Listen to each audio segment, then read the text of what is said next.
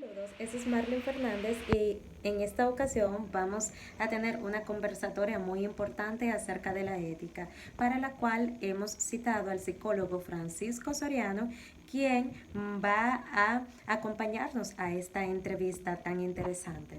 Iniciemos. Francisco Soriano, bienvenido a este espacio. Es grato para nosotros conversar con eh, una persona de tu profesionalidad, ya que vamos a hablar de la ética.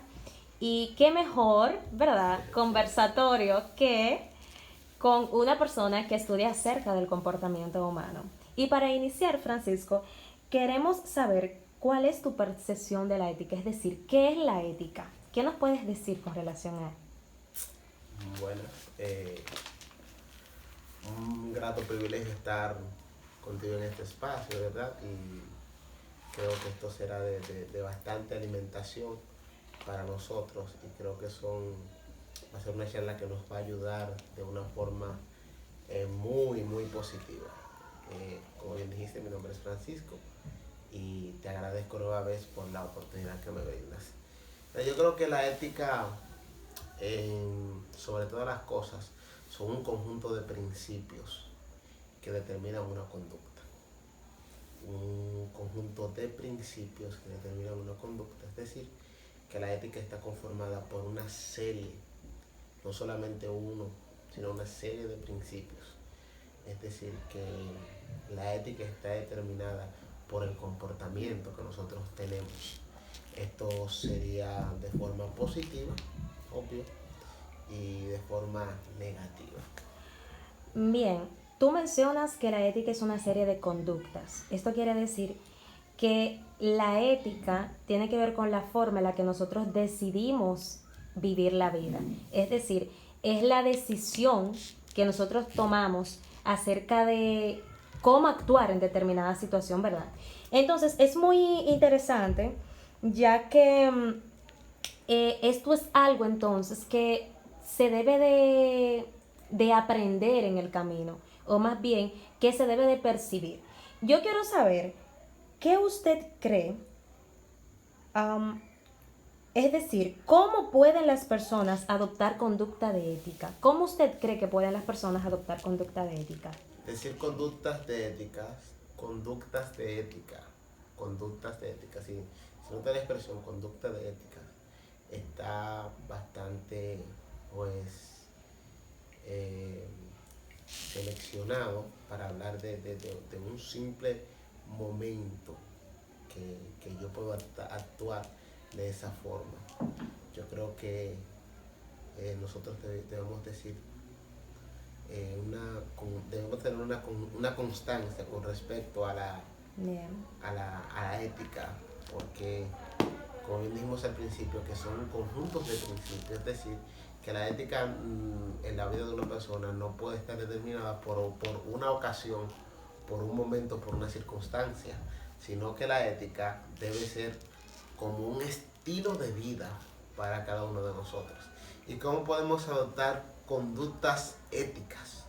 Conductas éticas, ¿cómo podemos tener una personalidad ética sobre todas las cosas? Okay. Porque Bien. lo determinante sería tu personalidad que actúa en pos a la ética o con la ética, para así decirlo. Yo creo que esto viene desde pequeños, principalmente. Creo que esto viene desde pequeños.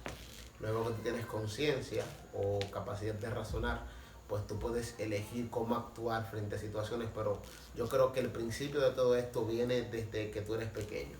Nosotros en la psicología, algunos creemos que los niños nacemos como una tabla en blanco y todo lo que se escribe en esa tabla en blanco es lo que se va a ver. Es decir, los niños, las personas, nacen como una tabla en blanco y todo lo que nosotros inculcamos en ellos, pues eso es lo que van a transmitir después. Es decir, que entonces el sistema mismo te va diciendo qué está bien y qué está mal, ¿verdad? Al transcurso de que tú vas conociendo, que tú vas creciendo y todo lo demás. Entonces es muy interesante porque quiere decir que en sí las personas saben en realidad desde el principio, vamos a decirlo así, qué está bien y qué está mal.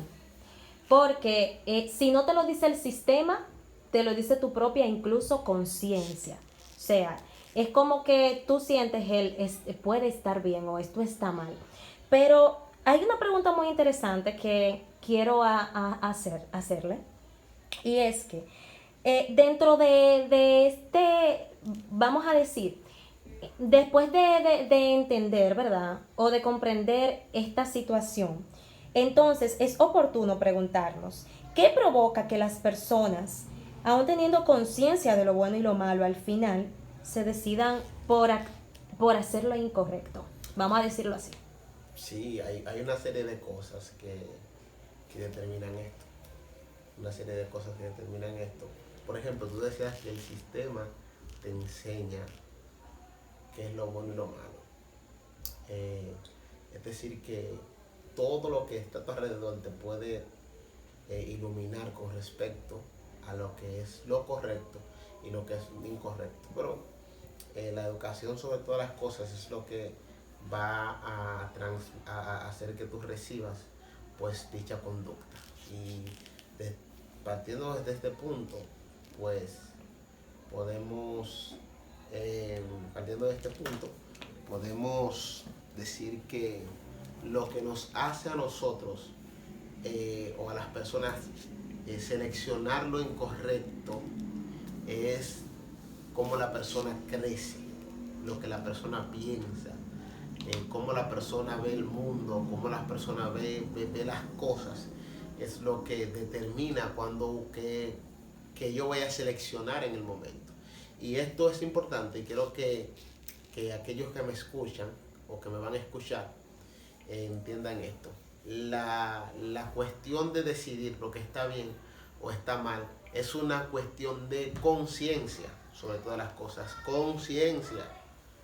Y esto de conciencia es nosotros pues pensar en los demás. Tú sabes que yo, aparte de ser un estudiante de psicología, también soy una persona cristiana. Entiendo. Es muy interesante. Vamos a llegar ahí a ese punto porque sabemos que el ser cristiano demanda bastante lo que es ética y lo que es moral, ¿cierto? Entonces, siendo así, considerando que a pesar de todo usted es una persona cristiana, aparte de ser psicólogo, quisiera que hablemos con relación a esto. Nosotros sabemos que el ser cristiano, más que como lo tienen muchas personas, que solamente aislarte de cosas de la y sociedad. Exactamente, que en verdad yo no lo veo de esa forma. Okay. Yo lo veo más bien como es moral, es ética, porque incluso yo, bueno, en uno de mis artículos que escribí, decía, hablaba precisamente de la ética cristiana y consideraba de que la Biblia es el mayor libro de ética que existe porque habla de eso. Entonces quiero saber, ¿cómo considera usted que la iglesia aporta a la sociedad con relación a la ética? Bueno, yo creo que la iglesia es una de las mayores influencias que existen para que la gente tenga una conducta ética. Y tú me preguntarás por qué. Hay razones exclusivas para determinar dicho criterio o decir tal declaración. Si nosotros notamos algo, tú decías que la Biblia es el libro más ético que existe, y yo creo que la ética parte de la Biblia. Muy bien, sí. Dirás tú por qué. Uh-huh. La Biblia es un manual instructivo el cual nos ayuda a tener el comportamiento correcto frente a la sociedad. Y quizás es un error de muchos cristianos, o no vamos a decir cristianos entre comillas, vamos a decir cristianos, pero personas que tienen una mentalidad un poquito encerrada con respecto a esto, que piensan que el ser cristiano es aislarse, como tú decías ahorita, piensan que el ser cristiano es dejar de hacer ciertas cosas, de ver, de mirar, y no, el cristianismo es un estilo de vida sobre todas las cosas. Y tomando esto en consideración, recordemos que la Biblia nos enseña en uno de sus libros, donde Dios habla acerca de las leyes, y sobre todo estas leyes son leyes conductuales. Diga usted, ¿cómo así? Si Ujú. son leyes conductuales, porque hay un solo criterio que puede ser espiritual ahí, como podemos decir nosotros, que es amarás a Dios sobre todas las cosas, pero todos los demás mandamientos son conceptos éticos. Amar a tu prójimo como a ti mismo, es decir, no hagas con los demás lo que no quieren que hagan contigo, haz con los demás lo que quieren que hagan contigo, ayuda a los demás y una serie de mandamientos. Entonces yo creo que la Biblia y el cristianismo son la mayor influencia ética dentro de la sociedad. Sí, corroboro contigo porque una de las definiciones de la ética es el arte del vivir bien o saber vivir bien. Y a esto precisamente es que nos encamina bueno, vamos a El decir la mensaje Biblia, cristiano, la el Biblia. mensaje cristiano, Sí, nos realmente. encamina el mensaje cristiano a saber vivir bien y no centrarnos simplemente a el bien propio o único de uno mismo, que es en sí eso, ¿verdad? Como que hace que uno sea egoísta, que uno simplemente busque su Sí, bien, sí, que sí, no se sí. preocupe por los demás, sino que también nos encamina más bien a todo, busca lo que es el bien común. Ujú. Entonces, dicho esto, por último, ya para, ¿verdad?, concluir este conversatorio tan interesante, de hecho, que tenemos, quisiera preguntarle, ¿cómo cree usted que se puede cambiar entonces la falta de ética en la sociedad?